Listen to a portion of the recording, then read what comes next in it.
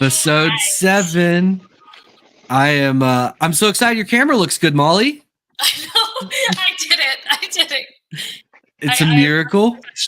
It's a miracle. Welcome to episode 7, guys. We're here with our co-host Molly, and then our special guest tonight is Mats from High Coast Reptiles. How you doing, bud? Great. Oh, great. Awesome. Yeah. All right. So for people that don't know, you are not in the US. You are from the land of Sweden? Yes. Sweden. Did I say that appropriately, or did I accent it too much? Sweden? How do you say it? How is it properly pronounced? Sverige. So not even close. Okay. Sweden for people talking English, I guess. Okay. For the people that don't know how to say it properly, it's just Sweden. Yeah. Okay, that's fair. I think it's fair to say you're the first member from over the seas, whether it's on Late to the Mic or Tree of Trust. So that's exciting. How does that feel? We got the first scoop. Yeah, I'm honored. Yes, I'm so glad you reached out. And you're my first too. So. Oh my God, this is a beautiful night. So sweet. Yeah. This is a beautiful night. I've always heard you should have your first on camera. I don't know if that's really true, but. Yeah, I think so. I really think so. Good to look back. Is that what we're putting out there?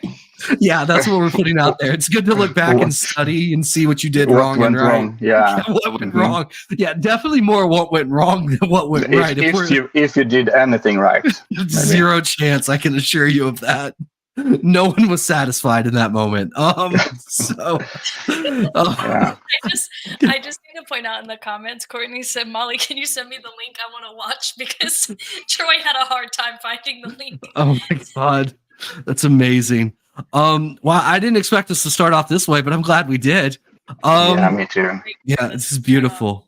We Go, have Molly. off track with Troy, but I think we should do just Molly questions. Molly, not snake related Molly questions. I love it. Go for it, Molly. Go. I like this. Being assertive. So I was excited because you said, when I found out you were from Sweden, because I watched this other show and they talk all the time about this fish called, is it surströmming? Yeah. And apparently it's a delicacy there. Is it? Yeah. Have you eaten it? Like, do you enjoy it? I don't eat it because I can't come close enough to get it into my mouth. Yeah, apparently because of the smell. Yeah. This fish is like, it's like a fermented, like, yeah, disgusting, like herring or what it. Yeah. Yeah, and it like has like the worst possible smell like in the world. Like, it is so bad. And apparently a lot of old people in Sweden eat it, right? Yes. Yeah, and young people too. You know, I think they like drench the taste with onions and other toppings of, like, to not feel the taste of the actual fish. Oh my so I don't God. know if it's like legit to call it that they're eating it, but yeah, I'm not eating that. I was so excited to ask you about that, if you enjoyed it or not, because I needed to know if people actually eat this and enjoy it. No, I run if someone opens a can of surströmming. Yes. Molly asking the hard-hitting questions right off the bat. I like this.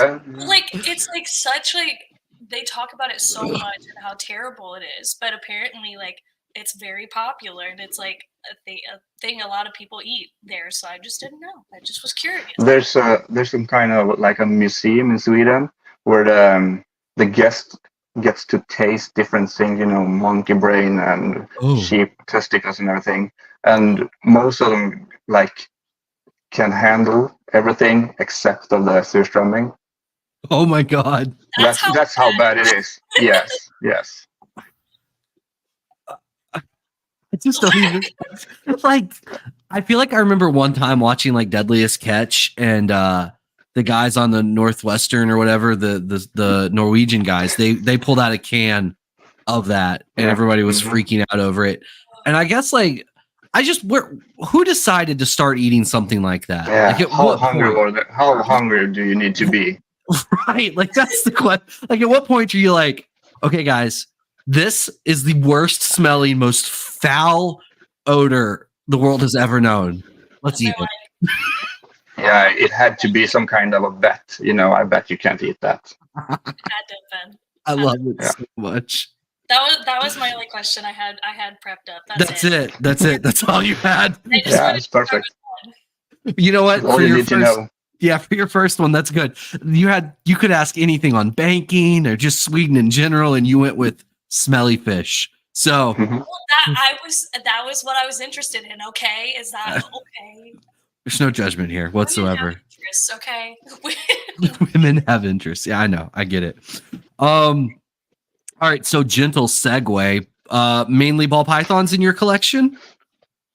Yeah, nowadays only ball pythons. Only ball pythons. How long have you been doing it for? Ball pythons or reptiles. I mean, I assume reptiles basically your whole life. So let's go with ball pythons for the moment. Yeah. Yeah. So like not just keeping one for a pet since like 12 maybe. Okay. Mm-hmm. Yeah. So quite a while. All right. Mm-hmm. We'll dive a little. Yeah. Mm-hmm. Sorry, what?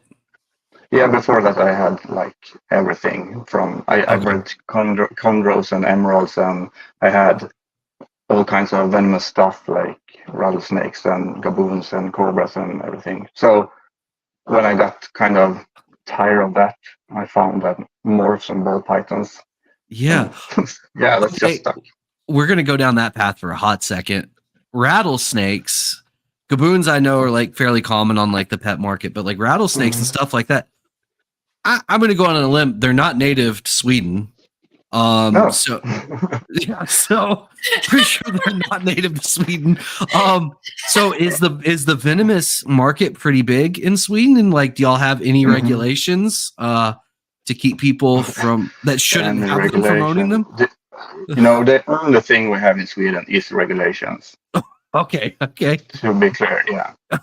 Okay, fair enough.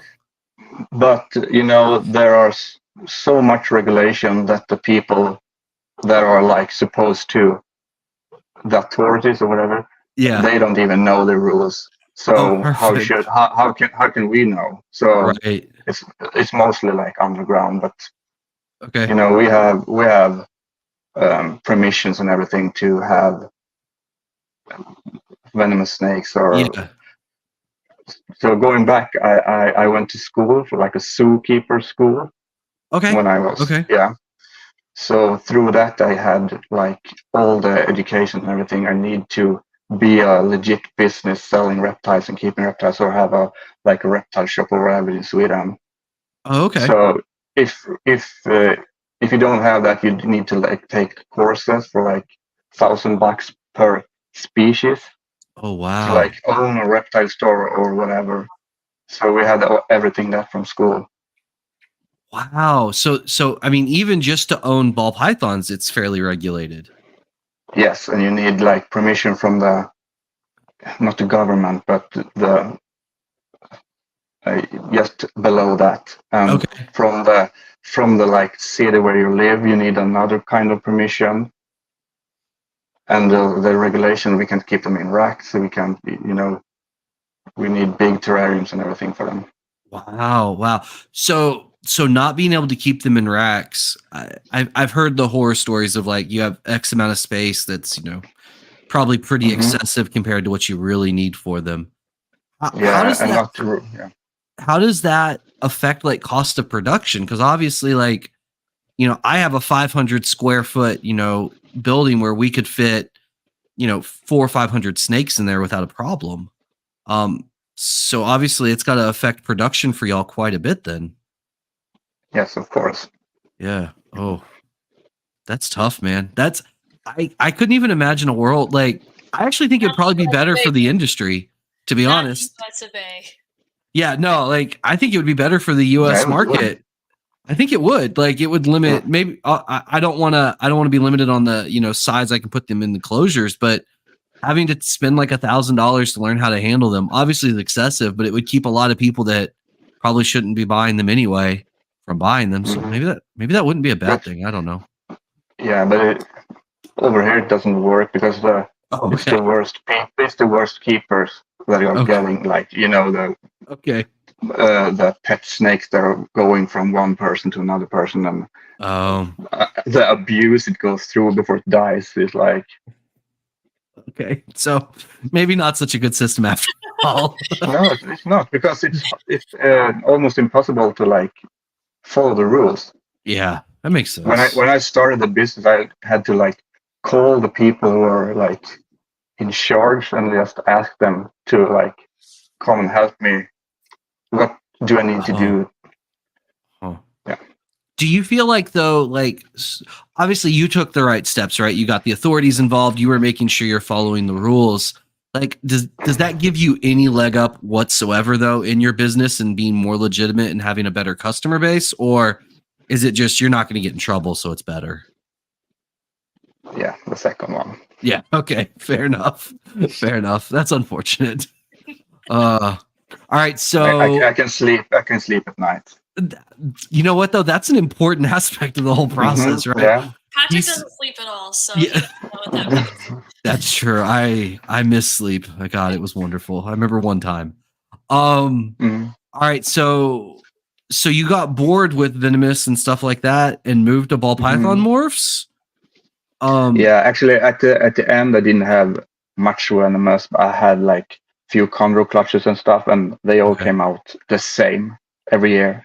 Yeah. Yellow or red. Oh, this one was more white. Yeah. Chondros. I hear from people that keep chondros. They're like, no, they're easy. They're, not a problem to deal with. They're easy to work with. And then I hear from people that don't breed chondros, and they're like, they're literally the worst things to ever try and breed and like keep alive. I think they're super easy, but boring as hell. Okay. I mean, I always felt like they were basically the ball python version, like as far as activity, where it's like, ball pythons, they just sit in the back of the tub and don't do anything. They're just like pet rocks. I felt like the green tree pythons and chondros were just like basically that, but they laid on a twig instead of the back of a tub. Yeah, I would probably feel different if I had crazy design and stuff, but back then I didn't have. So yeah, that's fair. I got that. All right, so you move into ball pythons. What were the main morphs that like pulled you in? And I know you do a lot of clown and redhead stuff. We'll talk more about that. Was there anything else that really like just pulled you in? No, clown. Clown, yeah, almost. Yeah. So I think I stalked Justin on his like blog or something what he had, and read something about like really focusing on one project and be good at that. Yeah. Yeah. So I did that. Yeah, I would say you definitely did for sure. Yeah, some incredible clown stuff. And at the time in Sweden, the few people who were like better breeders at the time or whatever, they were all codoms. Like Sure. They were like making fun of me for getting clowns. Really? Because everyone got clown. Why do it? Yeah, and that's because they want them. I don't know. Didn't make sense to me. So they were like selling them like too cheap, in my opinion. So I bought all of them. Yeah. I love that. So often we tell people like if you're convinced that like people are listing stuff too cheap or like you think a project is undervalued, like just go out and take it all, right, and sweep the rug and sweep the floor. And you're like, they were selling clowns cheap, let's do it, I'll take them. So that was back in like 14 or something. Yeah. And they were selling clown females for 250. Oh my God. So I bought like 5 of them, all the ones I could find.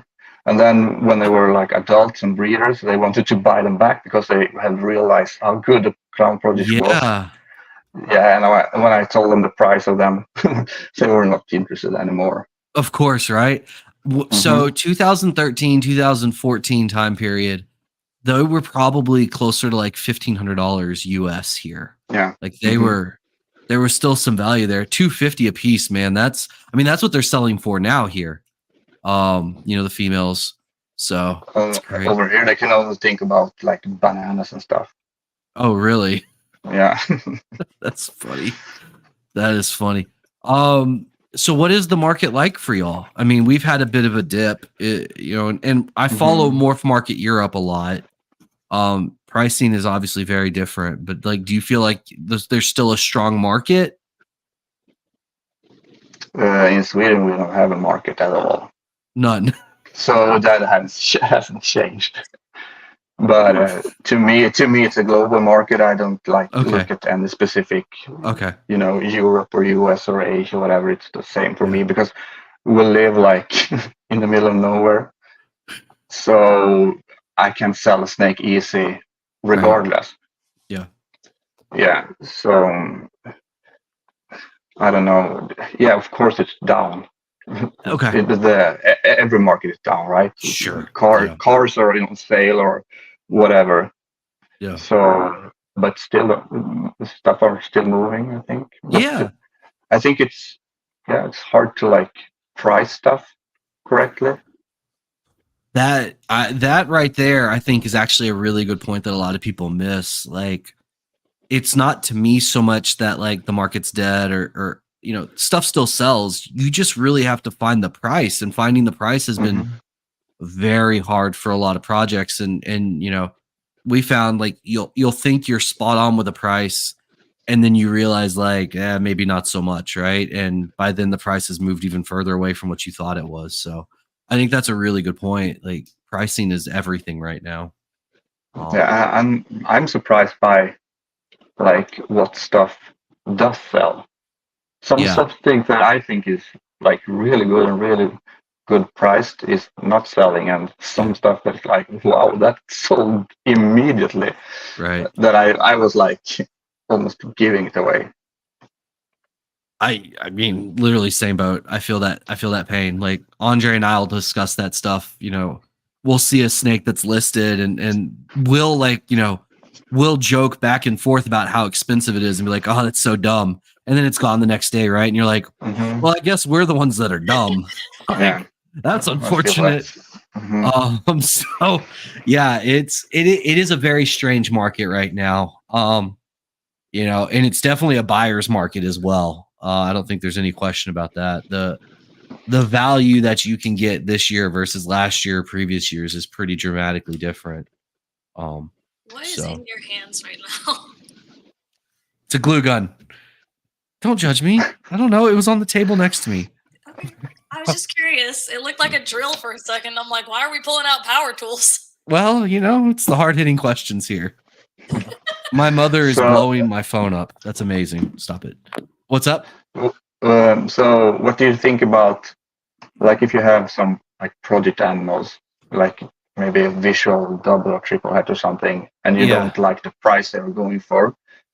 What do you think about keeping them and growing them up? Either sell them or breed them. So it's going to depend on the project. If it's a project that I think is really undervalued, so an example, so the DG Clown Pied project, we're very deep in it. We love the project. There's a lot of value in certain animals within that project, but then there's also some animals we had pied double het DG clowns that just weren't really moving. And it was one of those things where, we had females that were listed for $2,500, $3,000, $3,500, which in my mind was a great deal, especially at the time. And they weren't selling. And so Andre and I both kind of took the same approach of, we'll just keep them listed. We're going to feed them like they're holdbacks, pump food into them. And in a year and a half, one of two things is going to happen. We're either going to breed it or we're going to get, whatever asking price is. And we never lowered the price on those animals. And that was just kind of the logic was if we're going to sell it, it's going to sell at the price we want. And if we don't get that price, that's okay. This is now a holdback that we're going to breed. If it's a project that I don't feel as strongly about, we're still going to feed them. I mean, we feed everything every week anyway, just because it's just on a schedule. But we'll definitely be more aggressive on pricing. It's just, I think sometimes we can't dictate the price to the market. We have to go with what the market dictates to us. So if if the market says this is the price, sometimes it doesn't matter what I think the price is. And so if it's an animal I'm not willing to hold back, I'm probably going to be selling it whatever the market price is, and we just adjust, and we know, we take note of that for the future, and we put that, those notes into our plans for when we breed for the future. So I think that's kind of what we do. Do you ever feel like the market hasn't catched up, or just pie double heads and stuff? I feel like I'm surprised. Yeah. That are more demand for it. I'm surprised too, but then part of me is I think so. If we use pied specifically, I think there's a growing group of people that don't love pied animals. They feel like it's overplayed. Yeah. We've done as much as we can with it. And so if that animal had been a clown double het instead of a pied double het, probably would have sold better, or especially a desert ghost double het would have definitely sold better. I think some of it is people not being able to, either people realizing and not caring, or not being able to realize a pied double het still has a lot of value in that project. There's a lot you can still do with that. And just because it's not a clown double het doesn't mean it's now a garbage animal. I think people do that with pastel on some degree as well. Just because an animal has pastel doesn't mean it should, go in the freezer right away. There's still value there. It's not ideal a lot of times, but there's still value. Talking about that. Yeah. When you're working on let's say a quad project, and there's let's say leopard. Yeah.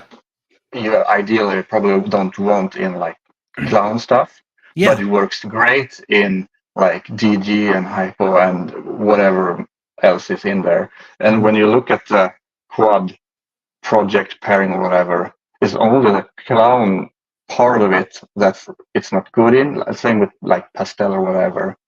Sure. So when you're looking at the outcome from that potential pairing, it's very likely to be a good outcome. It's only if it hits that specific gene, and it hits DD, clown, hypo, pied, whatever. Right.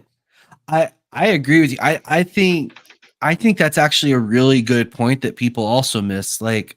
Sometimes you just got to do the math and really figure out what are the odds of hitting that animal I don't want to hit. And if the odds aren't that high, maybe it's not a bad idea to just go with it. Yeah, exactly. Right. Then it's okay. I use that logic, pastel, right? We have pastel in some of our sunset hypo clown stuff and some of our sunset hypo pied stuff. We have pastel mixed in. It's not ideal, but just because I hatched out, this season we hatched out a pastel hypo double het sunset pied male, I'm going to be breeding him back to my triplet females because he was the best male I hatched. It's just going to happen. And it sucks that pastel's there for the moment because I don't really love it in that project specifically. But like you just said, the odds are pretty high. We're going to dodge the bullet on a lot of those combinations, and it's going to be okay. And it's going to be good in most of them. Exactly right. It's still going to look all right. I mean, pastel gets a bad rep in general. I think people are pastel, it's a terrible gene. And it's no, it goes well with some stuff. It doesn't go well with others, but some stuff it does. And I think a lot of genes are like that. They really, you got to mix them with the right things and find those combinations that really go really well together and really pop. You mentioned before we started the podcast, redhead and inchy, right? Redhead, inchy, yellow belly, those genes go well together and they pop. It's finding combinations like that really help. So, Courtney, I hope everyone can hear me better. I actually put my headphones on, so that works. Okay. But Courtney asked, you're sounding like a pilot. You sound like a pilot. It's good. I know. You're good. No, you're good. You're good. Ladies and gentlemen. What's that, Molly? Go. Do we like leopard and clown? Do we not like leopard and clown? I don't like it in clown. How do you feel about it, Mats? I prefer to not have it, but like in There we maybe go. freeway clown stuff, maybe it's good, or I don't know, super asphalt leopard clown might be good. I don't know. I think there we go. I think that's the fairest. In general, I prefer busier clowns. Leopard reduces, so it's not my preferred gene in there. I think Leopard Stranger, Hurricane might be, they're pretty good. Yeah. Black pastel stuff with leopard is okay. Like I said, Hurricane Leopard Clown. Yeah, I think. Courtney loves leopard clowns. Well, Courtney, I'm sorry. That's why you're the lesser Leviathan. It's fine. It's fine. You'll get through it. Yeah, leopard goes great in some stuff. I just don't love it in clown, and that's okay. All right. So, what's the favorite gene right now in clown with when you're mixing stuff in? Like a single gene. Sure. Like what? Like yeah. Like is there a certain like codom or I mean really anything reset like where when you're mixing stuff with your clown to make like the best clowns possible? Where do you head? Like where's the first thing you want to go for? Going to stuff that I have is like probably some redhead confusion stuff. Okay, that's cool. Have you made a redhead confusion clown yet? No, I'm going for like the quad. Of course. Together, like redhead quad combo to confusion black pastel quad combo. Okay. Yeah, there's a lot going on there. Mm-hmm. That's cool. I think those will be some great looking animals, I'm sure. What recessives do you have mixed into the clown stuff at this point? Basically everything or No. I keep them in terrariums, you know. Okay. So I'm limited on space. So I really have to like shoot. Okay, I guess that's true. Like that's another I guess hindrance of the size restriction, right? Is you can't like when we talk about expanding a project, like I'm like, well, we'll just add 20 of this and this project and it's not a problem. That's not. So how big is your collection then? Like 60 females, including 18 months, grow-ups. Okay. Wow. So are you doing like 20-ish clutches a year then? 30 to 40 usually. 30 to 40. Okay. All right. That's not bad. I mean, from that few females, that's pretty good. From the restrictions you have, yeah. So usually we have like 40 maybe like proven girls and 20 grow-ups that are on their second winter going into breeding. Yeah. And usually like 70% of those goes too. So wow. Okay. That's fantastic. Yeah, that's I mean, much we kind of have the benchmark of like if 50% of our breeder females go, like that's kind of like at least 50 need to go. Anything over that, and we're pretty content. But that's I'm very disappointed if not like 7 out of 10 of my 18 months old girls goes. I'm really disappointed. Okay. I'm counting, yeah. Huh. That's if you think about it, the compounding effect. Yeah. Of getting a clutch from a female when some other breeders are like getting their males ready. Sure. And do that every year and sell all the offspring and buy the best thing you can get and then breed. Yeah, that's crazy when you think about it. Oh, it makes a huge difference. So before Andre and I merged, my seasons were always very, very early, and it was a big benefit. Like you're talking about, like I'd hatch stuff out, I'd sell it right away, and then I was ready to buy like whatever the best stuff as it was coming out that people were producing it, and it made a huge difference, right? Because you get a jump start on getting those males, those really high powered males going, while everybody else is still hatching things or waiting for their males to get going. So yeah. When I started with ball pythons, I talked to Ozzy. Yeah. And he like mentioned to me how I could like line breed for early maturity, like kept old girls. And the first one to lay eggs I kept, and the ones that didn't I sold.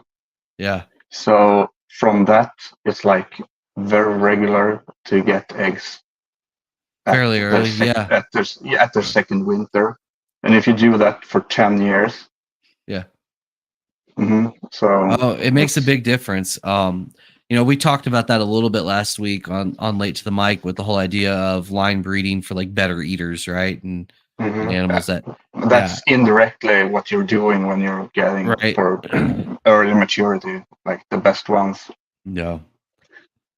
I guess that's something y'all have to really focus on more than we do, right? Because for the most part, like we limit how many animals we have for the most part. Like it's not a space thing a lot of times. Like people are like, we'll just fill up bedrooms. We have rack systems, so we can be fairly efficient, but not being able to be space efficient. It clearly affects like some of the thought process that goes through when you're planning these projects and you're doing stuff. That's interesting. It's not something I thought about before. But this applies to like you guys too. If you think about it, like on every podcast and everything now, you hear the same things over and over again. Like quality over quantity, just keep upgrading, and if everyone does that, then you're just moving in the same pace as everyone else, right? Right. So you're not getting further. You're just keeping up. Right. Yeah. So you got to do something else to like get ahead. Oh, 100%. I also think a lot of people say quality over quantity, but if you go look at how many snakes are on Morph Market, that's clearly no one's following that. yes, but you still have to like hit odds and stuff. Sure, for sure. Yeah, I think we definitely haven't gone down the path as stringently, it sounds like, as you, with like making sure like, oh yeah, we definitely need to keep animals from this female because she went early or she's a huge producer. But I do think sometimes like inherently like that happens in our collection just from you breed a nice male and you get like that one or two really cool looking animals that you want to hold on to anyway. And over time, if you are appropriately upgrading your stuff at a reasonable pace, you just inherently build that into your collection. Because the good producer produce more. So if a female takes 5 years, she doesn't get offspring into your collection. Right. Yeah. Well, it's funny you say that. I literally have an inchy pied het lavender female I've had since 2017, 2018. She has not laid a clutch yet. I am committed to getting a clutch. Yeah, it's very frustrating. So yeah, there's no bitterness there whatsoever. It's very annoying. Oh, it's so frustrating. All right. So have you made it to the US for any of the big shows? No, I only been to US once, and it was last summer when I was on vacation with that Kinova guy, Oh, okay. All right. So you went and hung out at Justin's place? Yeah, we were to like Wyoming first, Idaho, and Yellowstone, and everything. Yeah. Okay. All right. And it looks like home, so it wasn't too impressive. Yeah, there's not a lot going on out there, like, at all. It looks like over here, but like bigger mountains and less. The forest is less used. I don't know the word. We're like in Sweden, the lumber industry is like our way to like get money. Okay. So, all right. Wow. That's actually crazy. Like, when I look at stuff like in the US, I'm like, we are just like logging the shit out of places. Like there's just all these different like what are they? Like not like cookie cutter homes, like all the different neighborhoods now, like it is just like one after the other of these like neighborhoods just over and over of just like a million houses. It feels like there's like never any like wooded areas now other than like really far in the country. Yeah, but Sweden is the home of IKEA, right? I mean, think how much they got to be pumping out. They're just turning all those trees into sawdust to make their furniture. Actually, I've been working like logging since 2002. Okay. Since I like got out of school. Really? Okay, so we're gonna go down that road. I'm excited about this. So again, the regulations over here, like how do you like what ages of forest you can cut and how it's like laws that you have to replant, and like you can't, if you own land with different ages of forest, you can only cut a percentage of that in a certain age and everything. So it's always like regrowing more than we're taking out of it. Okay. Mm-hmm. And like environment rules of how to like cross over water, or like birds. If you can see a specific bird in a tree, you can cut it for like 50 years or whatever. I feel like it's kind of the opposite in the US. They're like, what is that, an endangered species? Just set it on fire. It's fine. Don't worry about it. We don't need that. Get it out of here. Yeah, Who needs birds? It's only a bird.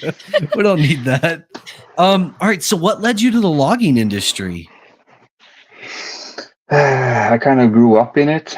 Okay. My dad had harvesters and forwarders and everything when grew up. Okay. So I kind of went to school for the zookeeping stuff, and then straight from that into like the tractor and started driving. Okay. All right. That's cool. So when you're logging, is this like throwing a giant ass chainsaw over your back and like going into the forest and chopping trees down that way, or is this like big tractor? Okay, with it, I was about to say with actual machinery. Yeah, it's like a computer game, you know. It's actually an old time like lumberjack with like just like an axe in hand and yes, yeah, I see that. You have to wear plaid. It's part of the work uniform and suspenders. As cartoony as you possibly can get. Look, doesn't Billy Rice do the same?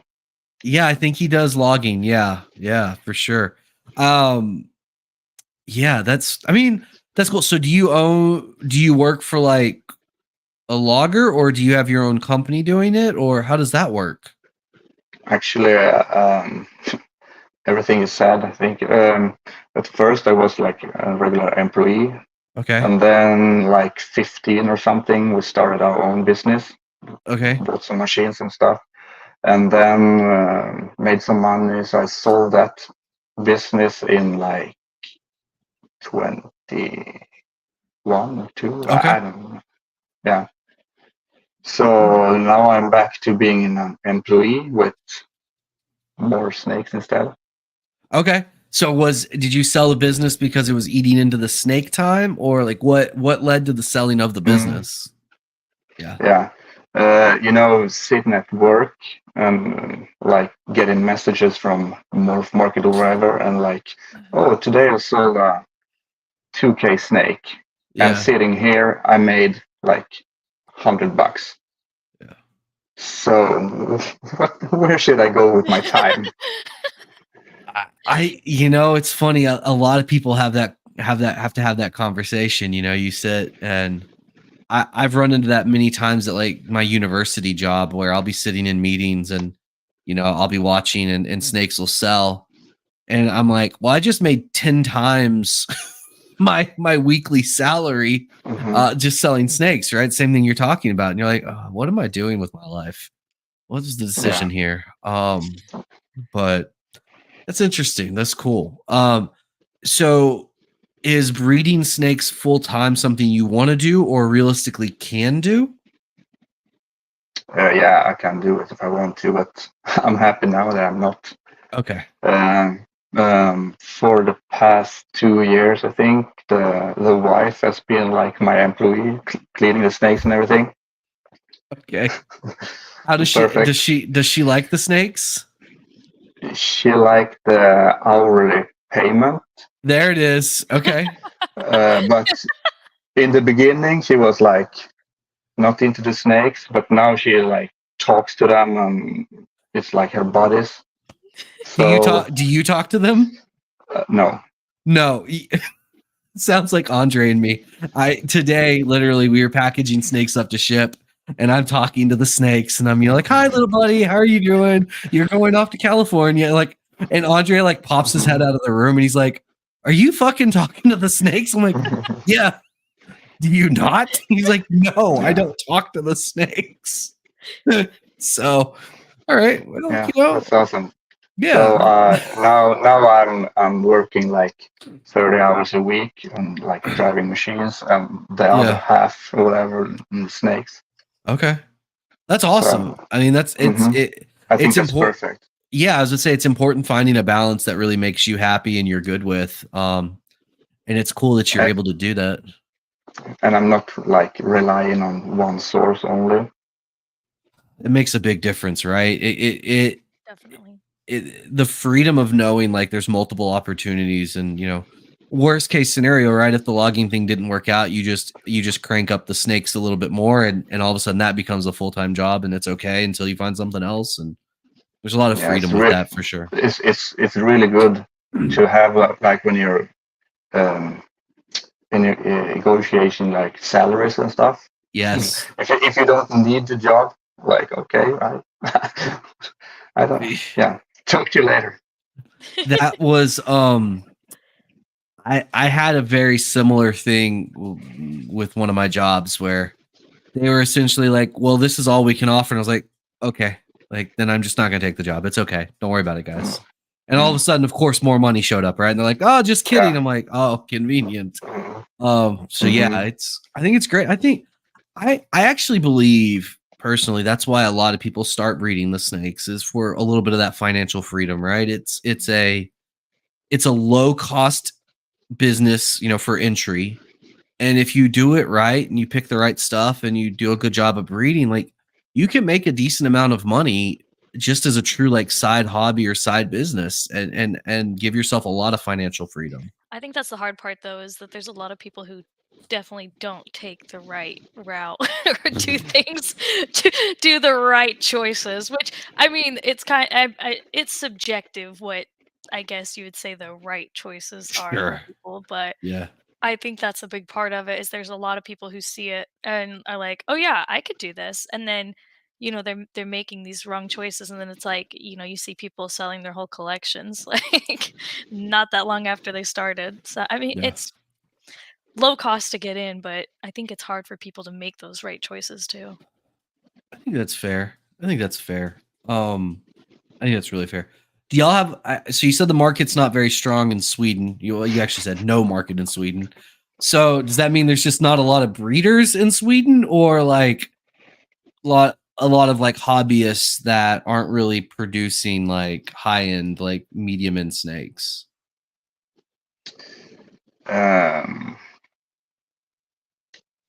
Or just no other breeders. there are some other breeders that are like up and coming and serious and like trying to do the right things and everything, but I think most of the Swedish people are like limited by how we're raised and how we're like by society.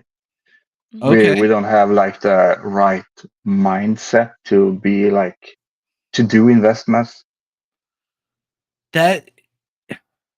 I think that's the reason why there's no good bull python market over here. So do you feel like almost frowned upon to be like successful? Really? So you don't feel like the entrepreneurial spirit, right? The entrepreneur, the business starter, that's not something you feel is real strong in Sweden in general, in that? No, you're go to school, get a job, and be average. Okay. All right. Interesting. That's interesting. Yeah, I did I took German all throughout high school and all throughout college, and that was a big thing, talking about like the workforce. Like you go right into it, like they start at a really young age. And I think that was like there's just not a lot of that spirit, like you said, the entrepreneurial spirit. Like it's just they want to just get a job, or they get these internships and trade jobs, and you're doing that super young. And it was really interesting to kind of see that, all these kids that are like 12 years old, and they're like, yeah, this is it, I found it. Like when I was 12, I was like, I'm gonna be a brain surgeon. And that definitely didn't happen. So interesting. Yeah, I guess I grew up in a family of entrepreneurs. My granddad, my uncle, my mom, like everybody, like they started their own businesses. They ran big businesses. Like, I've never had a real job. And so it's so foreign to hear that thought process to me. I just want someone to clip that, by the way. I've never had a real job. My wife makes the joke all the time to people, like, I'm unmanageable. It's a problem. I worked in the pharmaceutical industry for a year, and while I loved the people I worked with, and relatively speaking, it was a great job, it was the worst experience of my life. They wanted me to show up to work every single day and be there whether there was work to do or not. And I just was not about that. Like, how dare they put you on a schedule? Do they not understand? They didn't, and I quit. So. But there's a big difference of doing something because you have to and doing something because you want to. There you go. That's true. Mm-hmm. I think that does make a big difference. Yeah. You know, my whole life I felt like an outsider or something because of how my brain works compared to the friends or family or whatever. They're like, I think they have been like worried for me several times because of the choices I've made. Mostly related to snakes. Oh, I understand that. My in-laws, my wife's parents, they question a lot of the decisions I've made over the years. Fortunately, like, my parents, they get it, right? And they're very supportive, and they've been very supportive, and they're like, whatever makes you happy, like, that's what you should do, right? And it's like, yeah, all right, cool. But I do get the outsider aspect. Do you think it's just because you have more of an entrepreneurial spirit than them, or is it like mainly because they're like, this dude's buying snakes and that's weird? Both. Yeah. But the naysayers are quiet now. Well, of course, right? The moment, like, as you're being more successful, they're like, oh, that's unfortunate. Yeah, so how could I invest in this? Or Yeah. It's like you get to do a little slap in the face. Like, no. Yeah. You're like, this worked out well. Haha. Yeah. No. I love that. I think I'm pretty low key, both in Sweden and in globally. Like, I try to stay incognito. Yeah, no, I think that's fair. I mean, if I didn't know who you were with like the snakes that I see that pop out occasionally and like the stuff we bought from you and things like that, like, I get that. Like, you're definitely not super high profile, forcing your face to be around a bunch of people constantly. Like Molly, it's kind of obnoxious. Yeah. Hey, you hired me to. Oh, that's right. I forgot. I'd rather see her than you. No, that's fair. That's fair. I am hurt by how many comments I've heard. I am a average looking person. Okay, I am not hideous. I am average, comfortable at that, and it hurts how many people are like, Molly is way better to look at. They're like, obviously. Oh, thank God! I thought I was gonna have to hear Patrick's voice. Think so I was gonna have to listen to him. Hurtful. I like it though. That's funny. All right. So do you have other things that you feel like you do, like risky business wise, like investments or things that you do outside of the snakes that you feel are kind of relatively risky that people mildly judge you for, or is the snakes like the risky thing you do?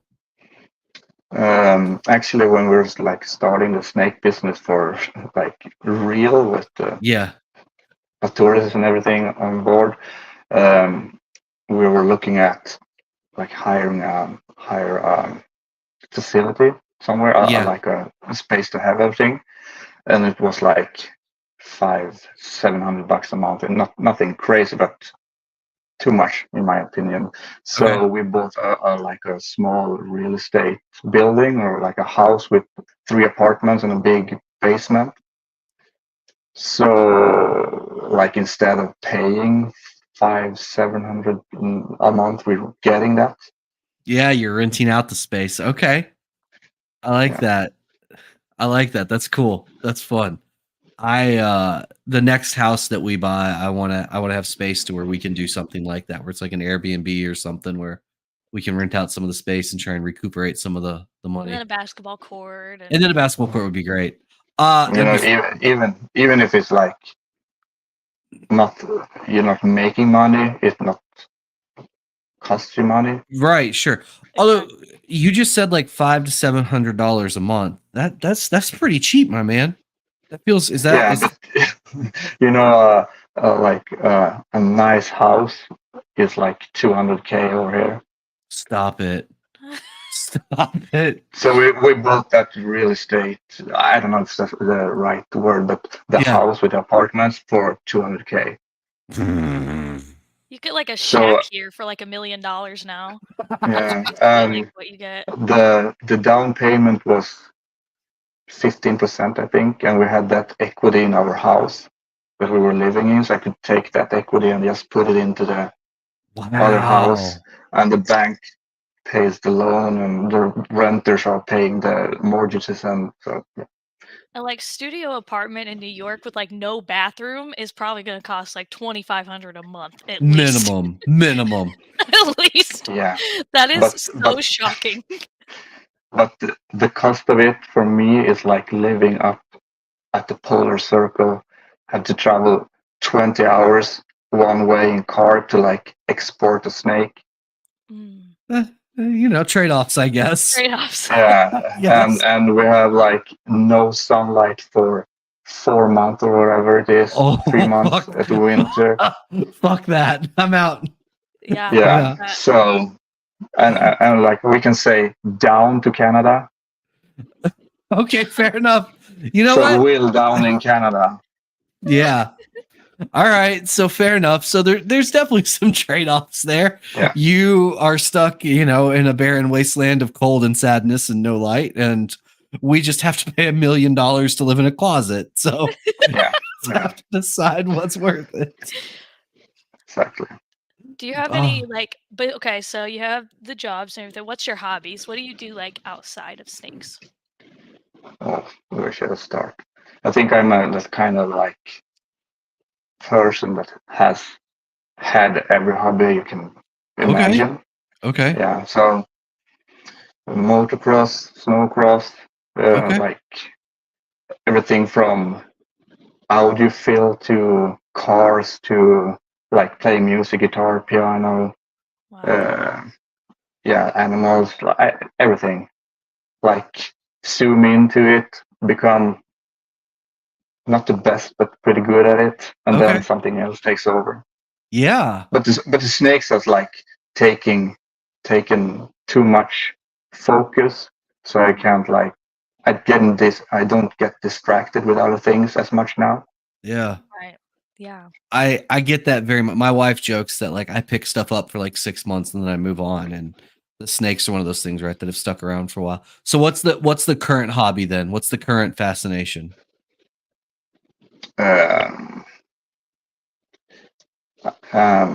Probably music. Music. I see the guitar in the background. I was gonna say I saw the guitar. Yeah. There's a piano there too. Oh, how long have you been playing the guitar? I don't know, 15, 20 years. I always a long time. I wished for like a guitar when I was a kid, but I'd never got one. So when I finally grew up and got a job and had my own money, I like bought one straight away and like that's learned cool. by myself to play. Yeah. Oh, that's awesome. So when are you auditioning for Eurovision? Yeah, actually, you don't have to like be able to play or almost not to sing to be in that. Oh, trust me, Yeah. I love as an American watching Eurovision, I love nothing more in life. Like that is one of my favorite things. Mm-hmm. It is equal parts great and terrible all at once. Mm-hmm. It's amazing. Mostly terrible, yeah. Mostly terrible. I see you're not very proud of Eurovision there.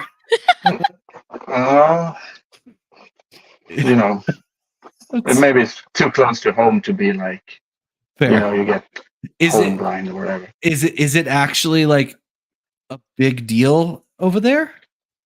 Mm-hmm, yeah. Oh, okay. It really is. All right. That's one of those things like we see it and like in our mind we're like, oh, like it can't be that big of a deal, but I guess maybe it is. I think it's depends. It's different in each country. Mm-hmm. Okay. But in Sweden it's like big. Real big. Okay. But we used to win that shit too, so that's probably why. Love that so much. Oh, that makes me smile so big. That's great. All right. So music is the current hobby. That's cool. That's actually really cool. All right. So snake projects we're excited about this upcoming season. What's the animal that, like, if you hit, your season's going to be made?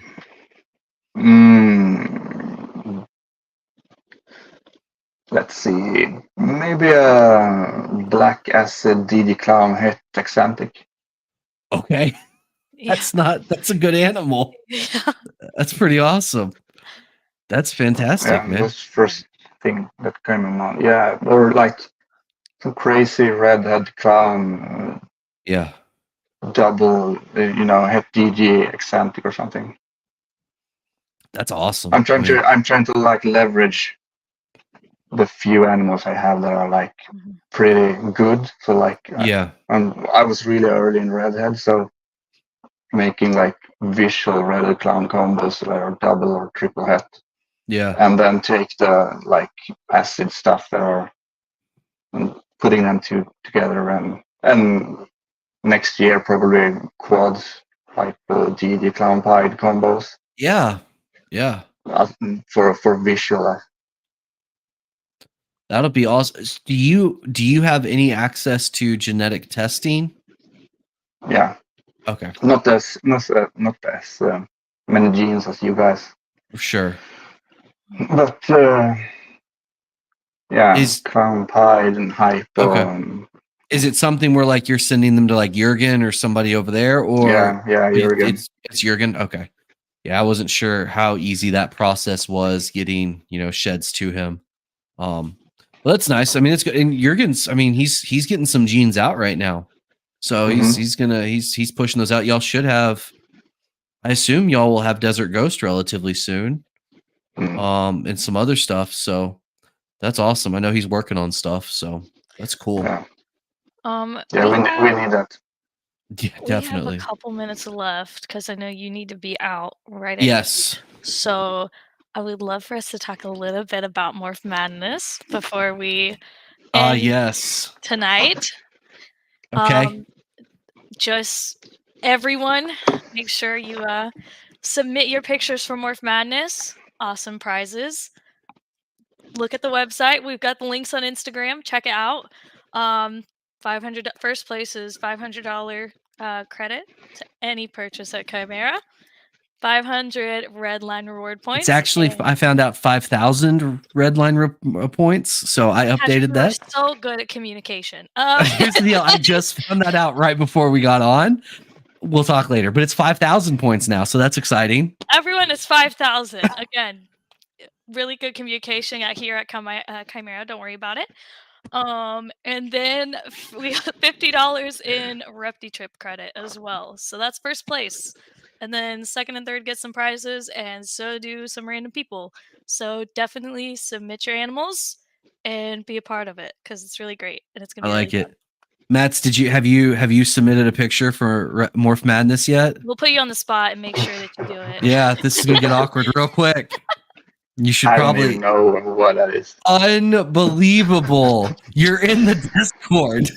Yeah, I'm sorry. Dead to me. Well, you should go to the link in Discord and submit a picture of a really cool redhead clown. It's okay. Or Instagram, that too. Yeah, go submit pictures. It's gonna be a good time. I'm gonna send the DD eccentric clown. Do it. Well, it has to be your animal. That's the rule. So it's mine. So there you go. Okay, perfect. Take that, Patrick. Oh, is it a VPI or a TSK? VPI. I got it from Justin. Oh, you're one of the people that bought one. That's cool. That's awesome, man. Yeah, he's breeding. Really? Wow. That's a cool animal. I love that project so much.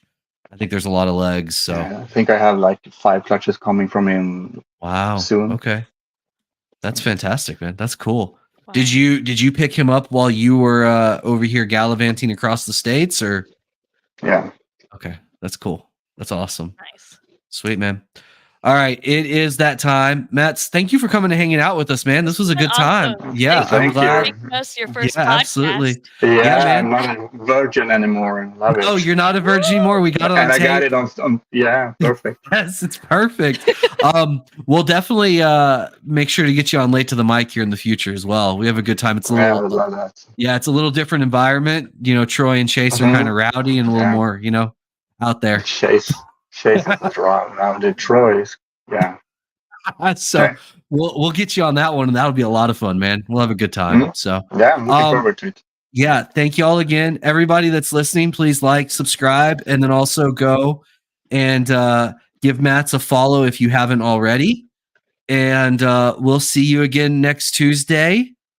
We probably won't have a guest because we're going to be prepping for Tinley and we're going to talk about Tinley. So it'll just be Molly and I. So y'all, sorry. Enjoy that. Maybe just Molly, since everybody just wants to hear and see her. Guys, True Trust is actually turning into just Molly's podcast. Make sure you tune in. It's perfect. I love it. All right, guys. Have a good one, and I'll talk to you soon. Bye, guys. Bye.